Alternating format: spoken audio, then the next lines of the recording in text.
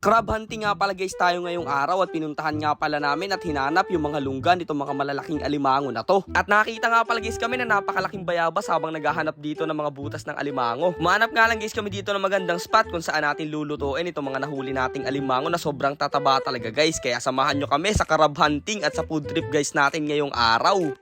So what's up mga napadaan lang. So ngayong araw nga guys, tara samahan nyo na ulit kami mag-adventure at mag-hunting na ulit tayo guys ng mga malalaking alimango. Pero bago yun guys, inaanyayahan ko nga pala kayo sa mga solid followers namin dyan na makakapanood ng video na to. Kahit isang like at share lang sa video na to guys, malaking tulong na yun. Maraming salamat. At wag nyo na rin sana guys kalimutang mag-comment para may shoutout ko na rin kayo sa mga susunod. Susubukan nga guys namin ngayong araw na pasukin itong loob ng kahuyan, itong mga libuo guys na to, at maghahanap tayo ng mga lungga ng mga alimango. Napakahirap nga pala guys maghanap ng mga lungga ng alimango. Talagang bawat puno o bawat ilalim ng mga ugat ay chechikin mo talaga kung mayroong nakatira. At eto nga guys, may nakita kami dito sa may ilalim ng puno na to na pinagkainan guys ng mga alimango. Ayan guys, yung mga talaba, yan ang kinakain kasi guys niyan, yung maliliit na talaba na nakadikit sa puno. At noong sinundot na nga guys namin dito sa may bandang ilalim, tingnan nyo guys, lumalaban talaga itong isang pulang alimango na to. Napakatapang yan guys at sobrang agresibo. Mag-iingat lang tayo dyan. Kailangan nga pala guys natin gumamit dito ng tinatawag naming kawit para i-check guys kung may lamang alimango yung mga butas at para iwas na rin guys sa pagsipit ng mga matitigas na sipit ng mga alimango na yan. At eto nga guys, nakahuli agad kami ng isang piraso dito. Tatalian na natin para hindi na siya tuluyang makatakas. Ang kasama ko nga pala guys tropa ngayon ay si Balong at si Miguel at yung kapatid ko guys na nagkakamera sa amin. Kaya eto guys, meron na naman kami nakita dito sa bandang ilalim at nung chinek ko nga guys yung butas niya, medyo malamig-lamig yung loob at medyo malinis. Eto guys ang palatandaan na merong lamang niyang alimango sa loob. Kaya eto, ginawa na agad ni Balong yung kanyang role. Talagang dinukot ka agad ni Balong yan ng walang takot. Sana nga lang guys hindi yan maputulan ng daliri. At maya-maya nga lang guys, eto na, nailabas na niya yung isang babaeng alimango dito. Naputulan nga lang guys ng sipit dahil sabi ng tropa nating si Balong ay sumipit daw sa ugat sa ilalim, kaya pinersa na rin daw guys niya ng paghigit. Nakakadalawang piraso na nga guys kami sa puntong to at maghahanap pa tayo dito ng mga pwede pang pandagdag dito sa mga alimango. Kaya eto guys, tamang lakad ulit kami dito sa loob ng mangroves at sa kahuyan habang chinecheck guys yung mga butas o mga lungga ng alimango dito.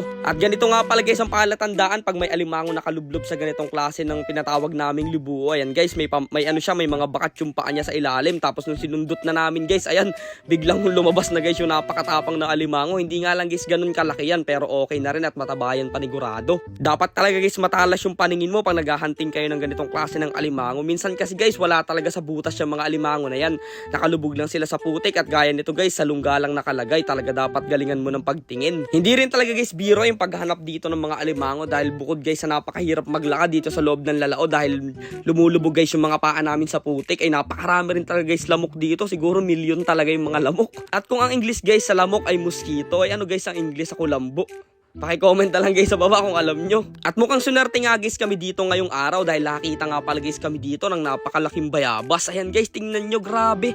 Nagtataka talaga kami dyan dahil sa lalao ay meron kami nakitang isang malaking bayabas. Sobrang laki talaga guys at halos kasing laki ng buko. Sakto to guys, meron kaming pang merienda mamaya after naming maghukay ng mga alimango. At dito nga guys sa ilalim ng mga malaking punong pagatpat ay may malaki din guys butas ng alimango. Kaso nga lang guys, medyo nahirapan kami sa paghukay dyan dahil napakalalaki ng ugat niya dito sa bandang ilalim. Siguro guys, halos isang oras kami nag-uukay dito at sobrang natagalan talaga kami kung paano namin nuhulihin yung nakatira ditong alimango sa loob. Pag nga pala guys sinusundot namin yan, nung bakal namin pangawit ay lumalaban nga pala siya at sana guys malaking alimango yung nasa loob nito. At maya-maya nga lang guys, dahan-dahan na namin iilabas yung alimango na nandito sa loob at nagulat talaga guys kami sa sukat ng alimango na to. Sobrang laki talaga. Oh, laki niyan.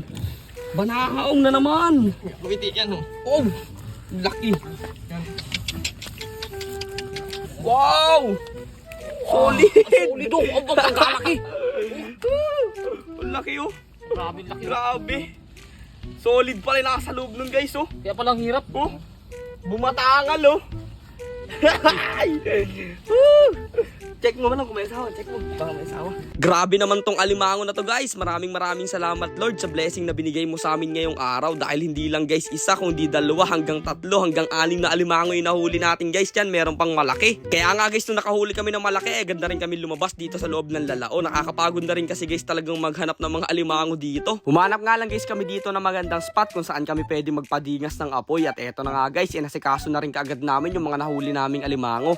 So bali nga guys, etong mga medium size lang ang lulutuin namin dahil yung malaking isda na alimango ay meron kaming pagbibigyan na followers namin no, na sobrang tagal nang rume-request sa amin na gusto makatikim. Napakasimpleng luto nga lang pala guys ang ginawa namin dito dahil alas 2 na nga pala guys ng hapon na hindi pa kami kumakain. Natagalan kami sa paghahanap ng mga butas ng alimango na yan. At oo nga pala guys, yung nakita nga pala naming prutas na parang bayabas kanina, hindi nga pala guys bayabas yun. Yun guys yung tinatawag namin dito na bunga ng nige, na kung tawagin din guys namin ay bayag kambing. Baka kasi guys may magtaka at may mag-comment na bakit may bunga ng bayabas sa loob ng lalao. Hindi nga pala guys bayabas yun. Uulitin ko, yun nga pala guys ay bunga ng nige na ginagawa guys naming laruan ng mga bata pa kami. Pero bago ang lahat guys, food tripin na natin ang mga alimango na to. Oh wow! Tabaw! Grabe. Tara! Sipit tayo!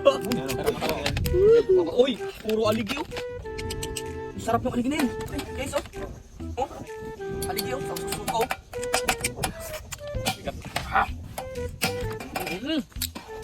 Tabo! Mga sipit oh! Puro eh! Taba kayo ito.